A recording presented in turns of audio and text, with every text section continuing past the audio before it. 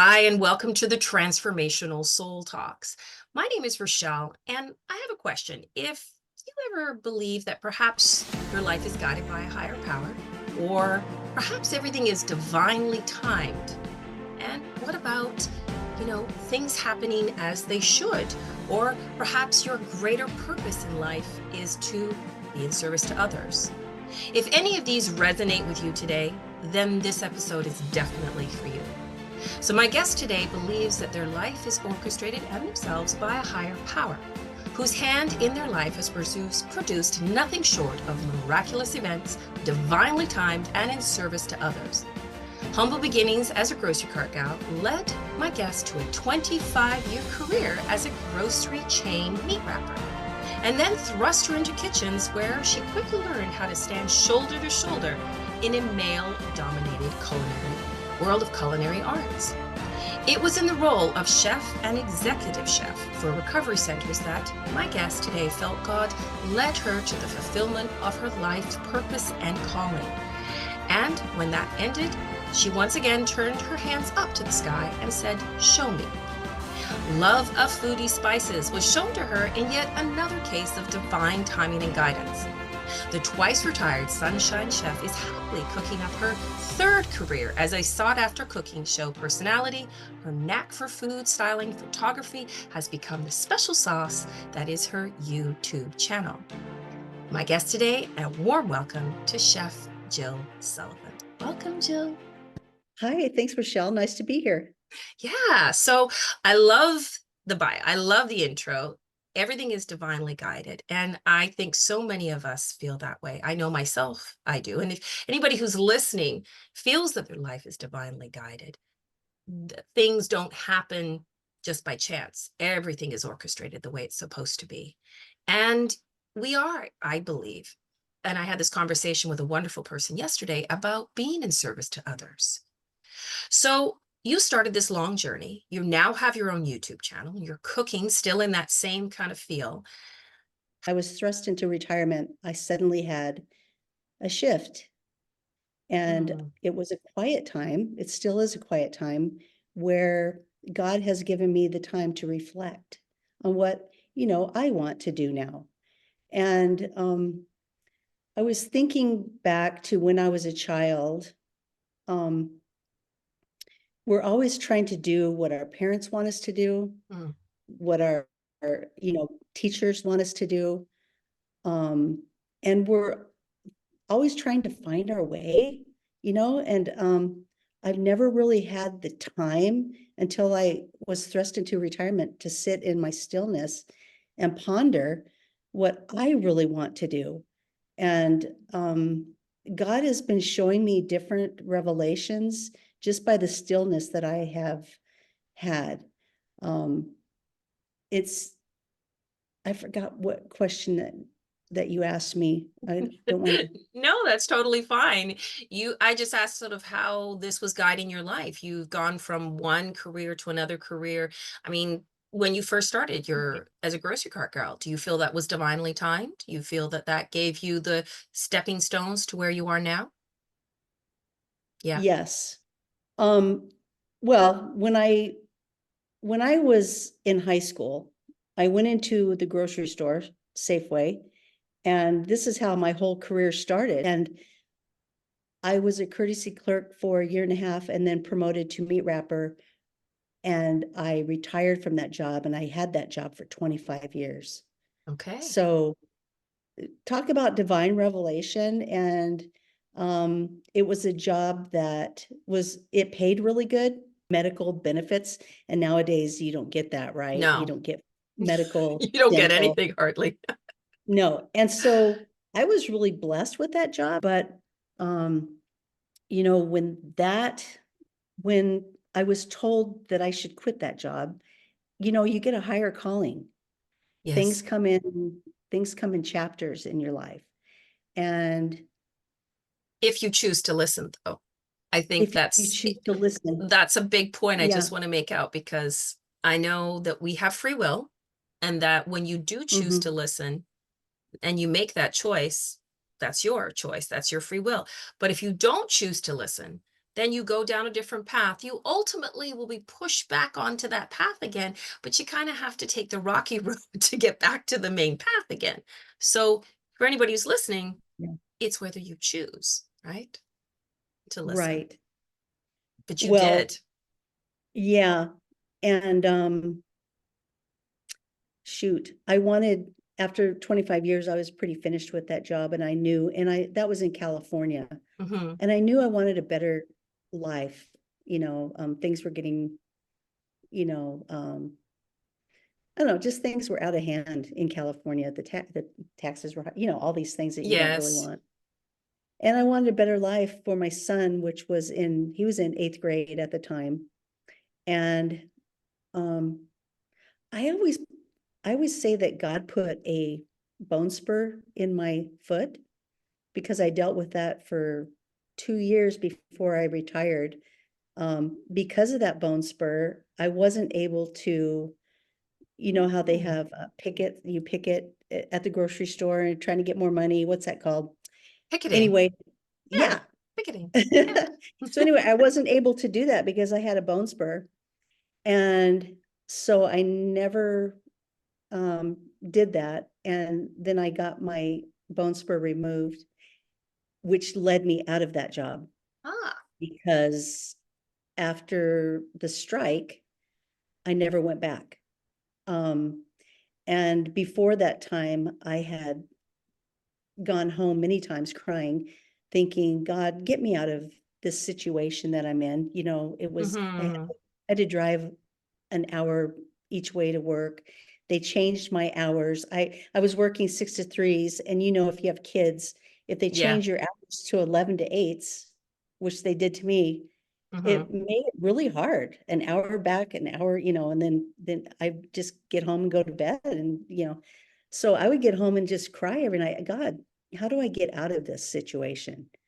And I believe by me having patience with that, and he gave me a bone spur that I had to have surgery on. I never went back. Mm. And Little I nudges to don't think I say, could, Jill, get out. yeah, Yeah. Yeah. I don't think I could have ever left that, because it made good money. I had full benefits, but yet I knew there was a better life for me and my family. Hmm. So And then you rolled anyway, into, and then you rolled into the culinary world. Wow. and yeah, and so lady came in with her granddaughter and said, if you ever need a job, come apply at the hospital. So that's what I did. And I started cooking, and I found out that I loved it. Hmm. And I'm not, culinary trained or anything. And I'll tell you what, when I found my love for cooking, it was like setting me on fire, because Mm. I would go home and get on YouTube and just Google study and every Google Google and study study and it. cook. Yeah, yeah. Yeah. And pretty soon I was running their catering event, because they liked my food so much. I'm like, Hmm. what? Okay. But you found your passion. But Yeah. you see the little steps that you had to take to sort of give you that inspiration to take that, because you wouldn't have when you were in California. So it was like a little nudge all the way to here. Let's start you small, and then look where you ended Yeah. up.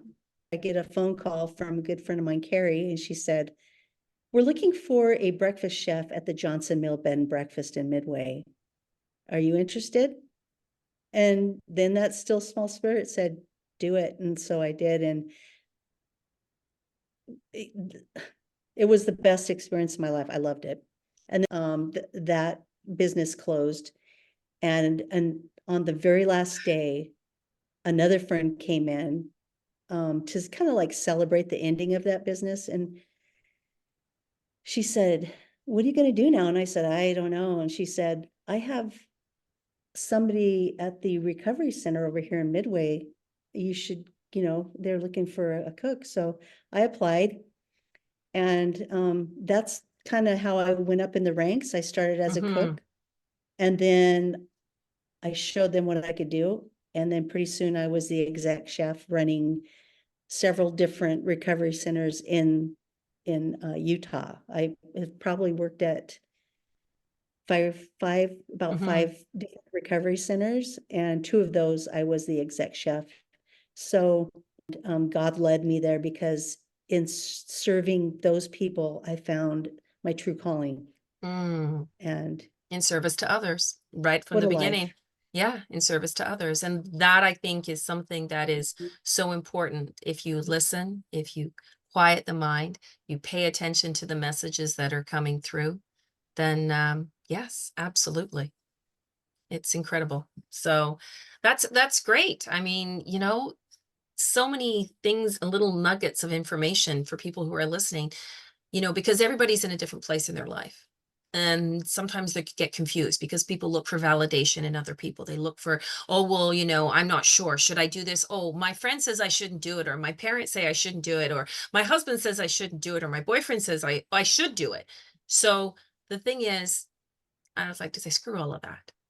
Go within, take a little Yeah, those time, are just detours in the road. listen to what the answers that are coming up from within you. Yeah. And What do those will you give want? exactly, because it's What your do you life. Yes. It's your life. What do you want? Yes, very well said. Now, I Yeah. like to ask this question, Okay. and I'm curious, but if you could go back to your 18-year-old self, what would you say to her, if anything, or would you just leave it as is?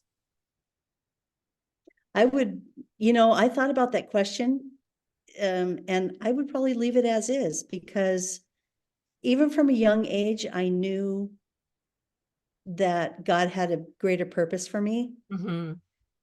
and I've always listened, Good. Yeah. even at that age. Even when I was floundering and listening to everyone else and what they wanted for my life, those were important Hmm. times Hmm. because in the detours is when we say, "Oh, I don't want that.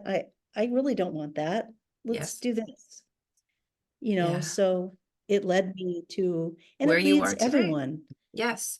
Now, if they just listen. if someone wanted to reach out to you, say, Joe, then they just want to connect with you. Maybe they want you to come on their podcast, much like I did. Where could they find you outside of your YouTube channel, which I definitely will drop in the show notes?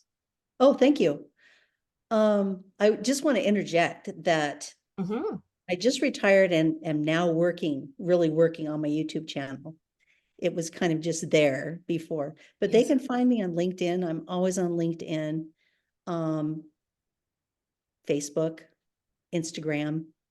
Okay. Yeah.